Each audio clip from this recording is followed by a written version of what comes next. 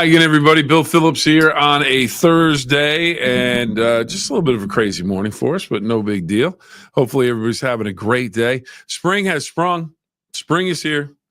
Spring is here. Spring is here. Arrived at 5:01 this morning, right at the start of our News 9 Sunrise show on both WTOV 9 and Fox 9. And Jeff and I turned it into a countdown for the 5 o'clock hour at 5:01.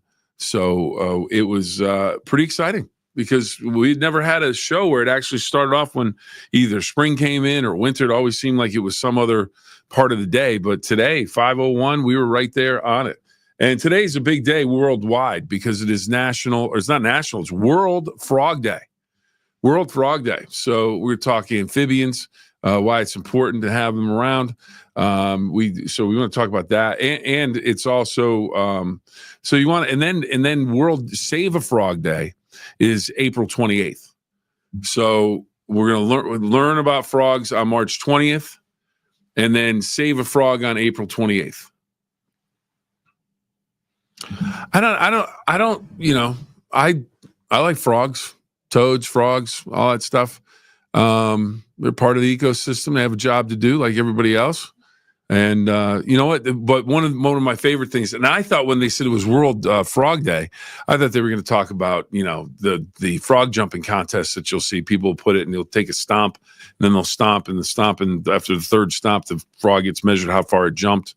So I'm sure there's some contests going on today. But World Frog Day, and so spring is sprung, the frog is sprung, and today everybody goes dancing. And in Toronto, up in the gem city of T-Town, it is the Valley Converting day to go dance. They're always ready to go dancing. They're ready for the big dance, the NCAA tournament, and they're ready to recycle your paper products. Every piece of paper has a story. What if that story didn't end when you were done with it? At Valley Converting, we turn your old paper products into recycled paperboard, continuing the story. Locally owned and operated in Toronto, Ohio, bringing your paper to Valley Converting isn't just about recycling. It's about supporting a cleaner, greener future for all of us. We are here 5 days a week to help you make some green by going green. And remember, recycle for your future. Oh, no, you have to come in now. Okay. Rich Donnelly's here. Rich Donnelly, here we go. He's got his Pirates hat on. We talked to your son. Now, tonight, everybody, at 7 o'clock on the WTOV 9 YouTube channel, we'll have News 9 Sports on the go, and then at 9 o'clock, we'll have it on the Facebook page as well.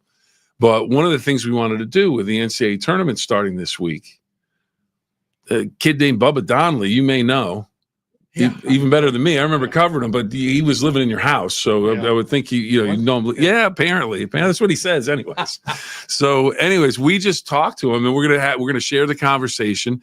And basically, if you don't know what Bubba did, he took apart the UCLA Bruins. He put a lightning bolt of fear in the UCLA Bruins. That was exciting for him to get Robert Morris to get invited to the big dance, and then they get to play UCLA.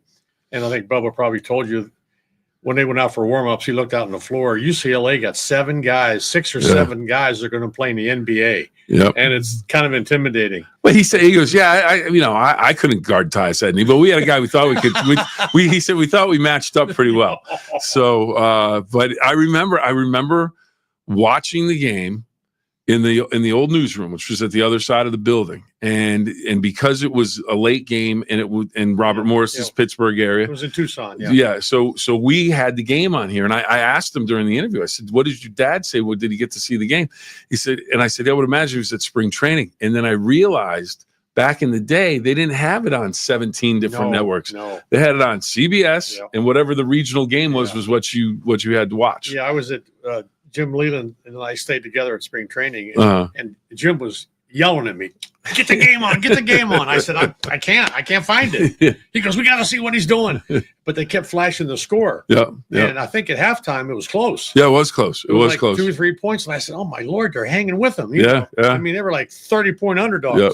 Then the second 19 got beat by 20. Not that anyone would know that. No. And then the second half, why the NBA players took over. Yeah, a little bit. But he just, it was fun talking to him because it's, you watch it as a fan, Right. and it's the Super Bowl for college basketball. And for guys that don't go to the NBA, it's as big as you can Hey, get. when you're like, we always talk about it, when you're a little kid, you dream of playing D1. Okay, that's wonderful. And then Yeah. the next dream would maybe someday I could go watch a big dance. Yeah, yeah, All yeah. of a sudden you're in it. Yeah. And he said when he walked out on the floor and he saw all the UCLA guys, he said it was unbelievable. I said, but that was a great time. He told me, he said, I was just hoping to keep up. But Yeah, I asked him, I said, when you went out on the floor for the first time, did you get the jelly legs or were you good? And he said, no, I was pretty good. He said, we had played enough big teams throughout the year. They played Kentucky, they played Syracuse, they played West Virginia, Pitt, Long Beach, Southern Cal. So he played in the Carrier Dome. So he played in he played at Rupp Arena. Yeah. So, I mean, it wasn't like it's the first time they ever seen a basketball player. Which not that I want to, degrade Rupp Arena, but it's not that exciting. I went there to cover Pitt, and I think they lost to Gates, the tight end for Kent State. Yeah, they played Kent State, Antonio Gates, and they were beaten by Kent State. And I'm in Rupp Arena, and I'm thinking, okay, this is it.